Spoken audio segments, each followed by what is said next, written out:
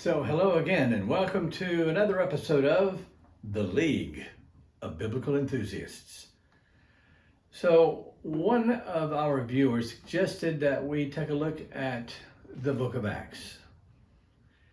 And I think that's actually a wonderful topic to look at, and here's why. The two-volume work, Luke, Acts, comprises most of the New Testament, if you consider it a work by a single author, Luke.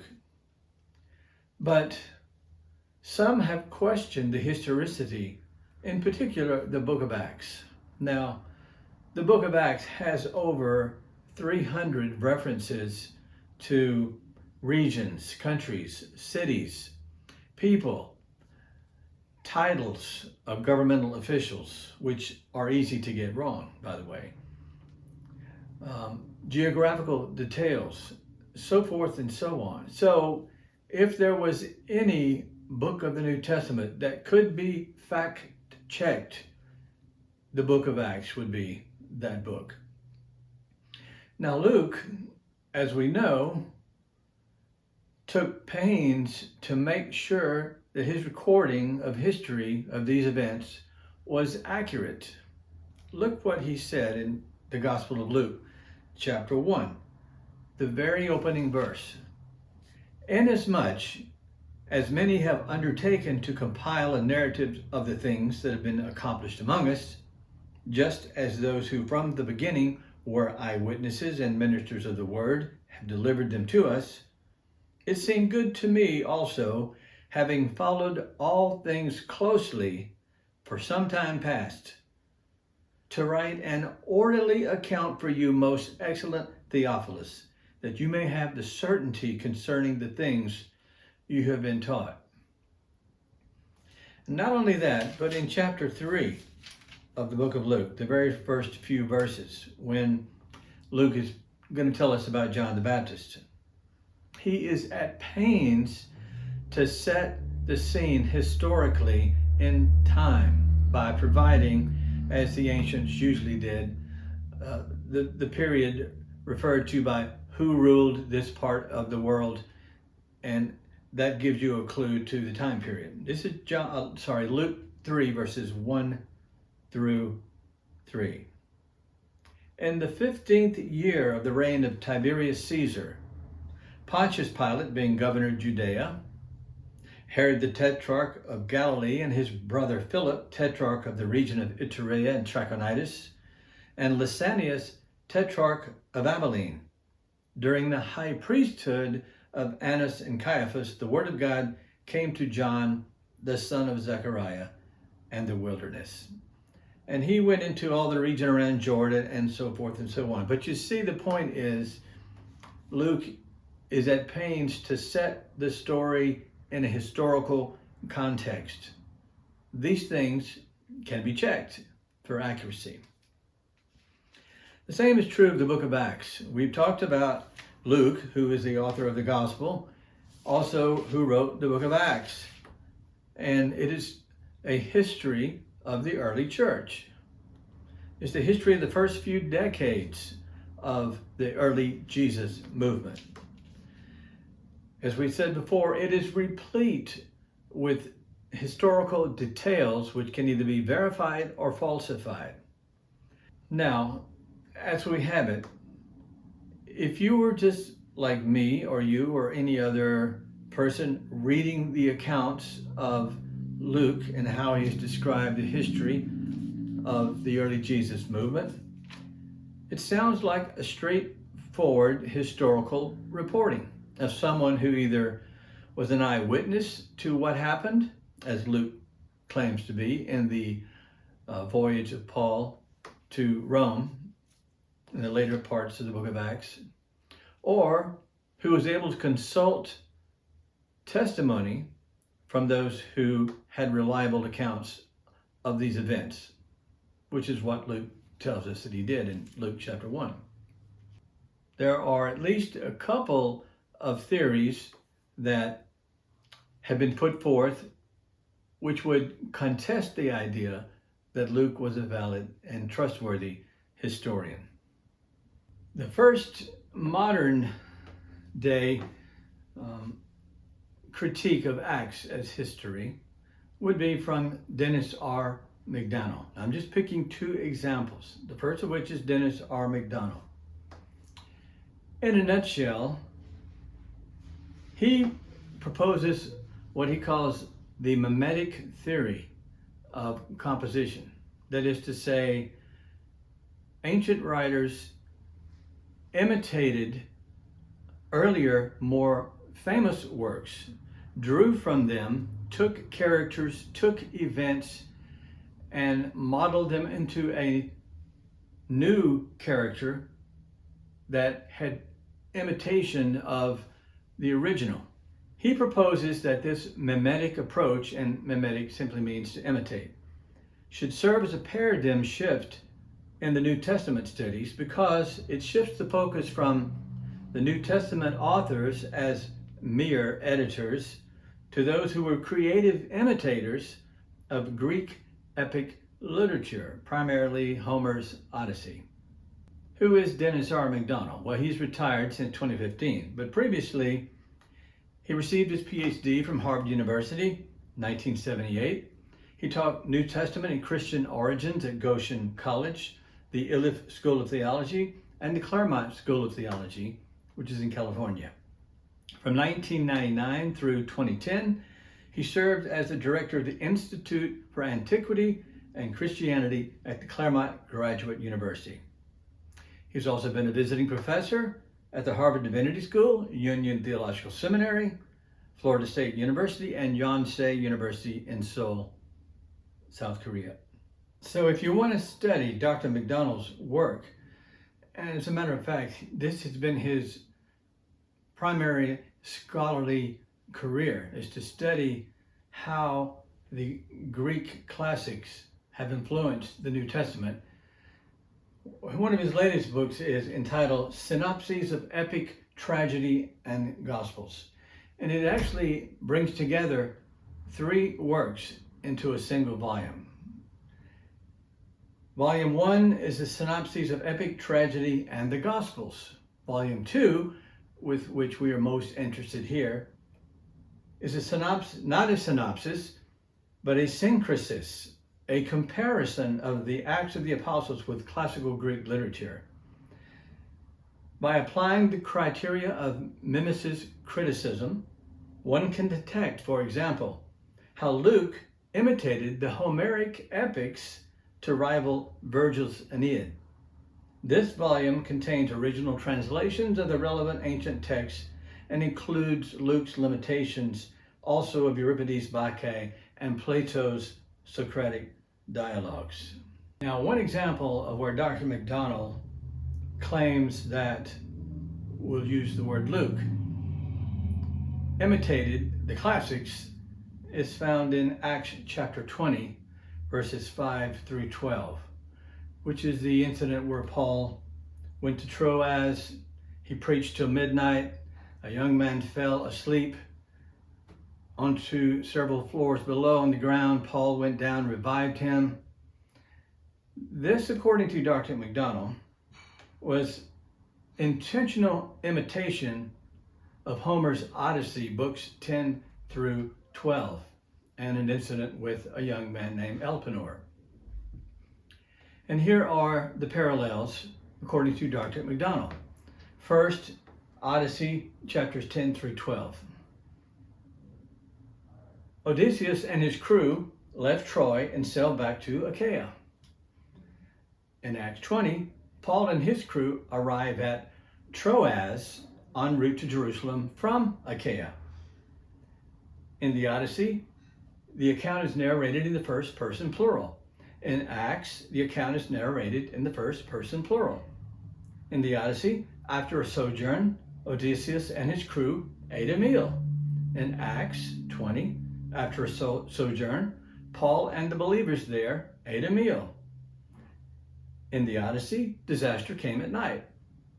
In Acts, disaster came at night. In the Odyssey, the crew slept in Circe's darkened halls.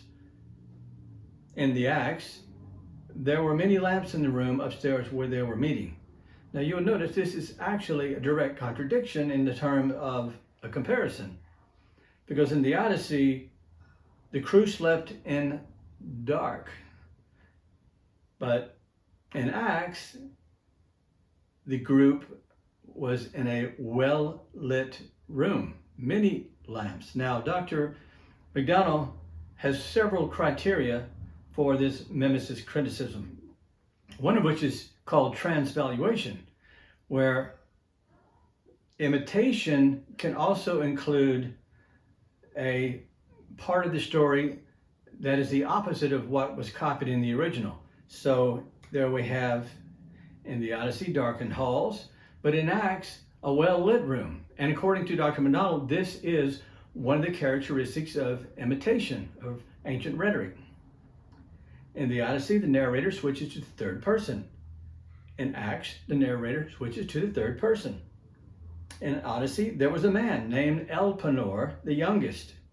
In Acts, a young man named Eutychus who was sitting in the window. In the Odyssey, Elpenor fell into a sweet sleep. In Acts, Eutychus fell into a deep sleep.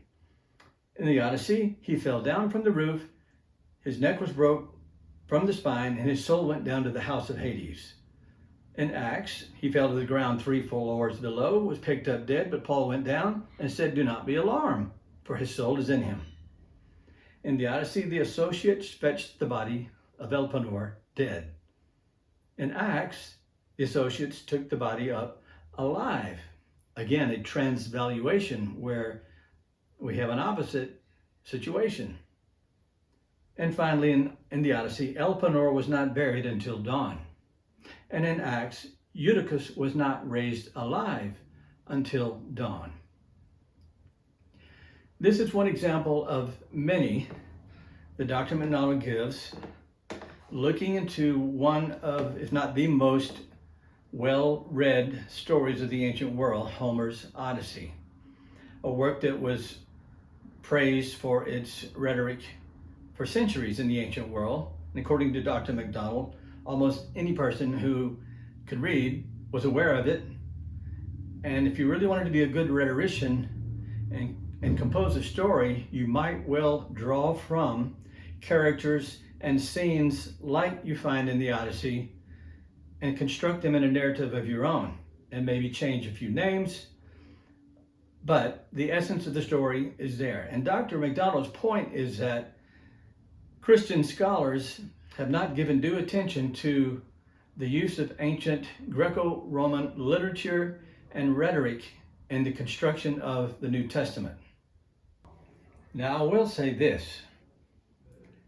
In almost every scholarly work, there's something to be learned.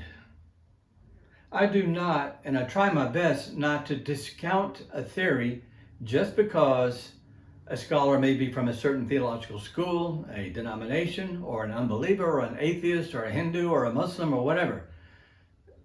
Their association in those regards has nothing whatsoever to do, or shouldn't, with their scholarship. You should mainly and primarily be concerned with the evidence they present.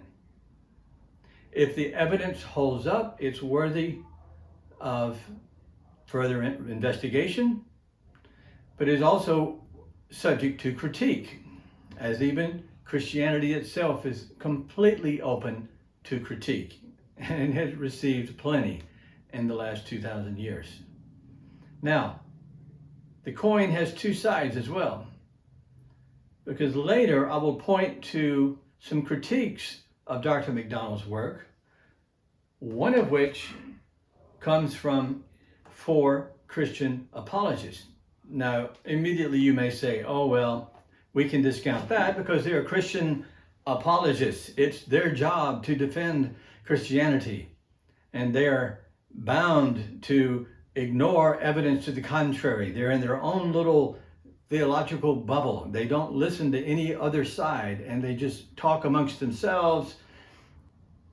They continually refer to their own works, ignore the works of others in an attempt to hold up their belief system.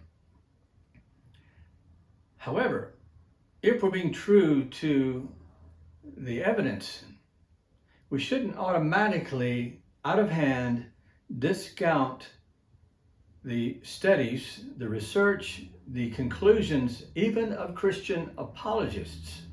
Now, I will be the first to admit that there are too many Christian apologies who have shoddy, sloppy scholarship. Some that is just, in some cases, frankly, laughable. On the other hand, there are some very good Christian apologists who have spent years studying the same body of evidence that all of us have reference to and come up with conservative conclusions.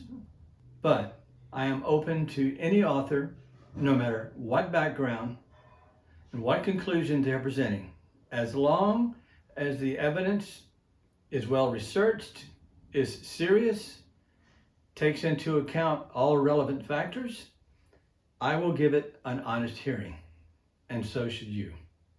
Now I'm going to play a short clip from a YouTube video from these 4 Christian apologists critiquing Dr. MacDonald's Mimesis theory. Again, just because they are Christian apologists, do not out of hand discount what they have to say. Listen to them honestly, open-mindedly, as you would anyone else. Consider what they have to say. Consider their evidence. If you find it convincing, take it. If you don't, so be it. Everything that we have talked about in this video, we will link in the description below. All sources, published videos, interviews, podcasts, pro and con will be there. Hey everybody, thank you for joining this live stream, and I'm excited to have some honored guests here, Dr. Stephen Boyce, Dr. Tim McGrew, Dr. Jonathan McClatchy. We're going to be talking today about, do the Gospels purposefully imitate Homeric epics? This is an idea that is becoming increasingly, and maybe to my surprise, more popular on the internet. We're responding to Dr. Dennis MacDonald, who's been a proponent of this view. He's done a lot of interviews on the MythVision podcast with Derek Lambert. Derek is a friend of mine. And so, it's where do we start here, guys? This is just kind of, these ideas are a little bit strange to me. They're not completely, he definitely hasn't taken the academic world by storm with some of these ideas, but they have been something that I'm hearing more and more in comment sections and different things because of the popularity of MythVision and whatnot. So, Jonathan, like Dennis MacDonald, who is he, and why do we care? Why should we be responding to this? Dennis MacDonald is a PhD in New Testament. He got his PhD from Harvard University, and he is very widely published, in particular on the subject of what has come to be called mimesis in the Gospels and Acts. And he puts forward the thesis, very controversial among scholars, that the Gospels and Acts are essentially rewrites of the Homeric epics, that we are misreading the Gospels and Acts if we treat them as straightforward historical reportage. No, they are essentially reworking Homer's Iliad and Odyssey in order to make theological points. Gotcha. So, and this is called mimesis, right? Exactly. Right. Okay. And so how does he believe it functions in like the creation and the interpretation of the literature from your reading of him so far? And anybody can jump in, obviously, as I'm asking questions. But I know, Jonathan, you've been especially reading and watching a lot of his interviews and different things in preparation for this. And so yeah. Sure. I mean, we can jump into some specific examples if you wish, or I can just talk in general terms. But in general terms, so he basically draws these apparent parallels between incidents that we find in the Gospels and Acts. So he draws parallels between Jesus and Hector, for example. He draws parallels between Paul and Odysseus, in particular in relation to the shipwreck narrative in Acts 27, 28. And he basically is attempting to assert that these parallels verbally and thematically are sufficiently strong to warrant the conclusion that the author is textually dependent upon Homer. And and one of the problems, I think, with his whole thesis is that he takes both similarities and dissimilarities as evidence for his thesis, that the Gospels and Acts are textually dependent upon Homer, and that becomes very problematic. But anyone else want to talk in general terms, or we can just dive into some specific examples if you want? Oh, the specifics are hilarious. It's the specifics that really kind of outline the argument. Obviously, it's kind of better seen than explained. And so, why don't we talk about some of the specifics, because these were like some real head scratchers to me. It feels a little bit on the parallelomania kind of side of things. Actually, you know what? I take it back. I'll say one general thing first before we dive into that, and then we'll go into the details. Here's the general thing. The earliest Christians, the center of gravity of the Christian movement, were Jews. They were originally, it took its rise, as we know, from not only the New Testament, but also Tacitus. We know that it took its rise in Jerusalem. So, right, dead center heart of Palestine is where this began.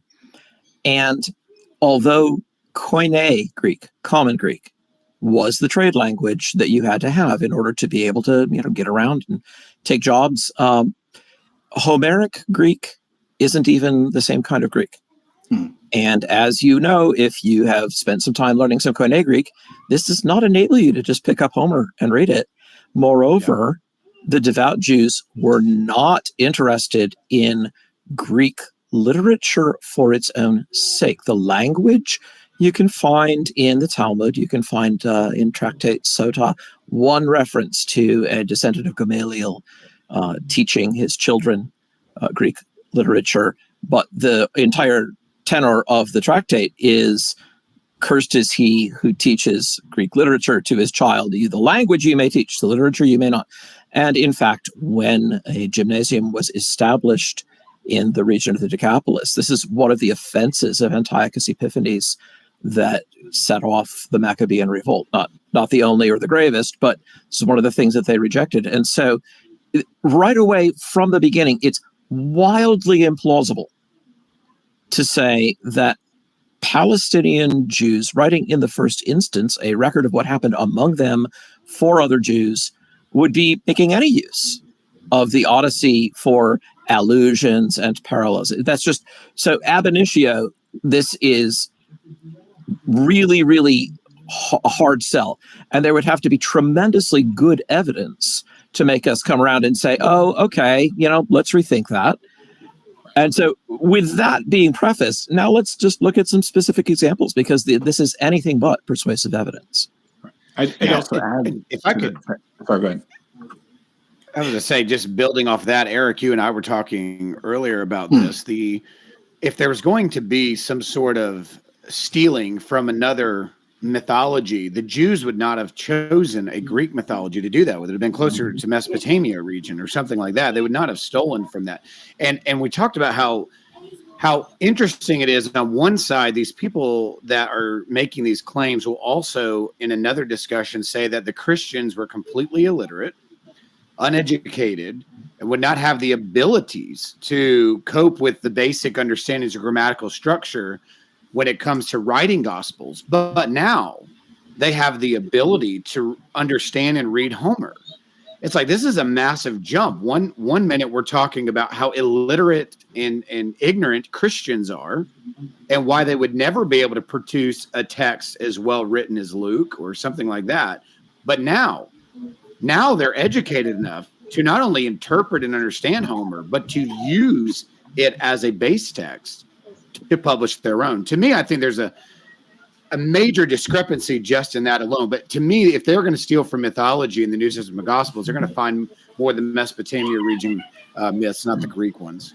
Two things. First of all, we should reflect on how frequently people get it wrong in attempting to say what other writers are alluding to, even when they are contemporaries, they share a common culture, and they speak a common language.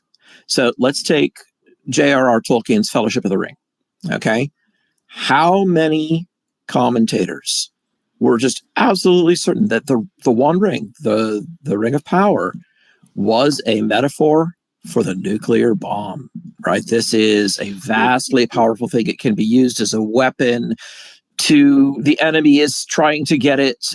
We have it to use it, however, might morally destroy us, right? Oh, it seems so right. Nothing of the sort was on Tolkien's mind at all, as he told us directly.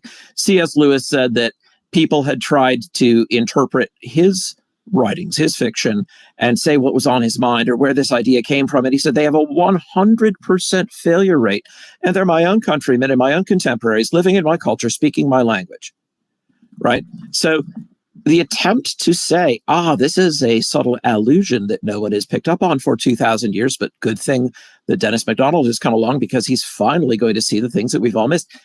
What are the odds? I mean, he's not an ancient Greek. He doesn't live in the Jewish culture or even the Greek culture of the ancient world.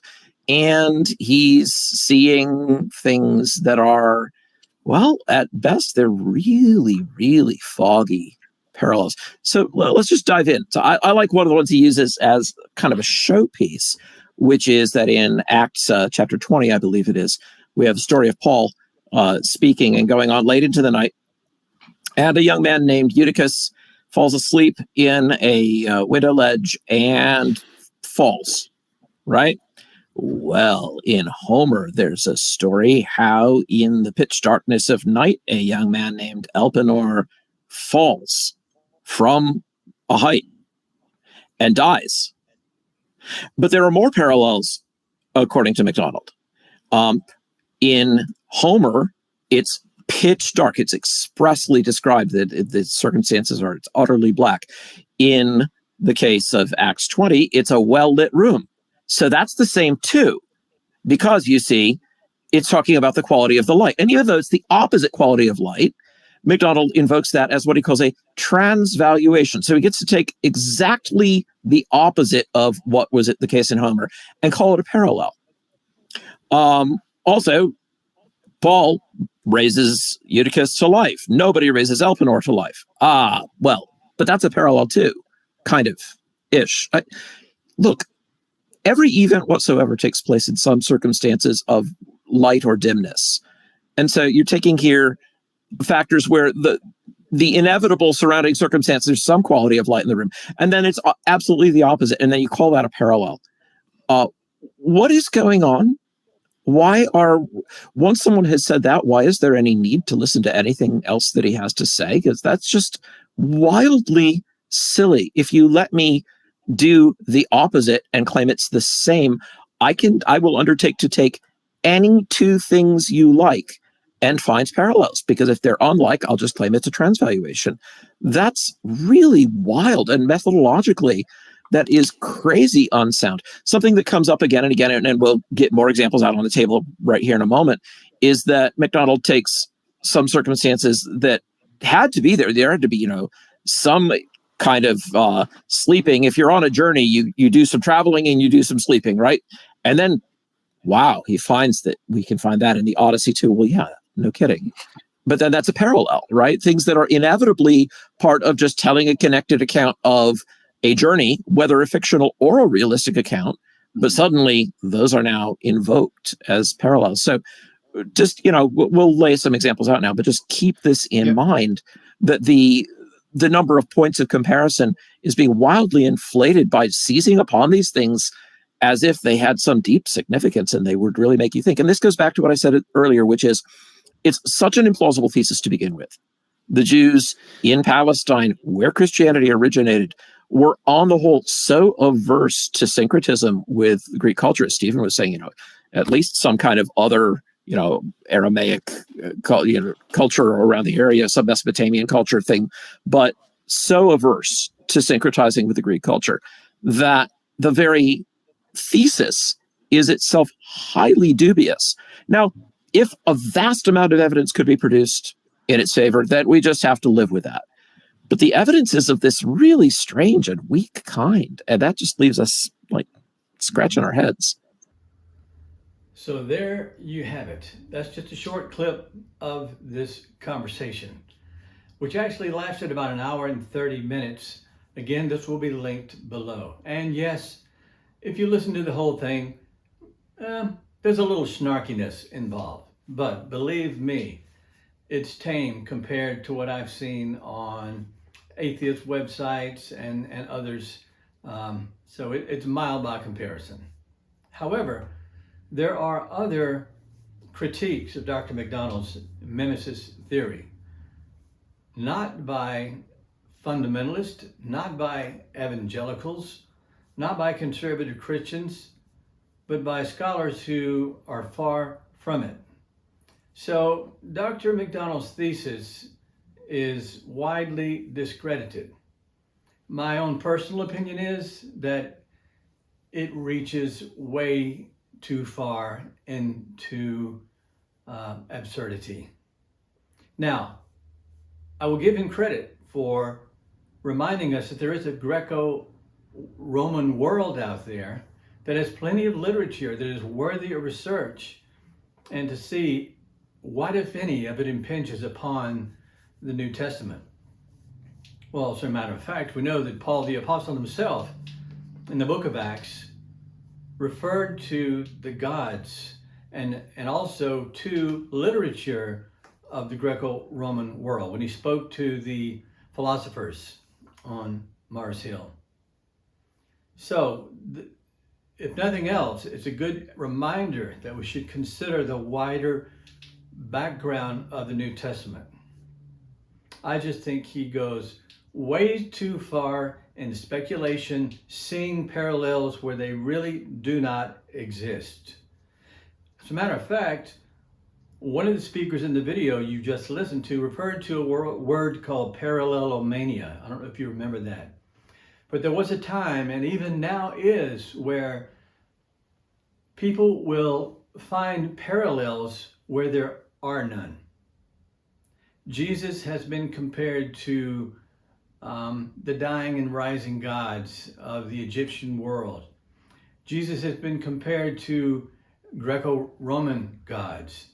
And so it's easy to find a thin parallel, okay? But the case needs to be made much stronger and much tighter, in my book, for it to be believable. The primary background of the New Testament is Jewish, and I think we should be compelled to look to that first and then expand to the wider Greco-Roman world. And of course, the Hellenistic influence of Palestine was extensive. I visited Israel and the surrounding areas, and you will find influences of the Greco-Roman world. There are Roman ruins, temples, and artifacts and coinage, and the language of first century Palestine was Greek. Thank you, Alexander the Great. So we should not neglect that study. It's important to know it and to understand it for a good understanding of the New Testament world. However, again, I think Dr. MacDonald is going wildly speculative in reaching for parallels in Homer, okay, as a background to the New Testament. Take it as you will. I hope you enjoyed the video. If you have any comments, be sure to take a look at the links that I have provided, both pro and con, on Dr. MacDonald's Mimesis theory of the composition of the book of Luke and Acts. Till next time, hope you have a good week. Bye-bye.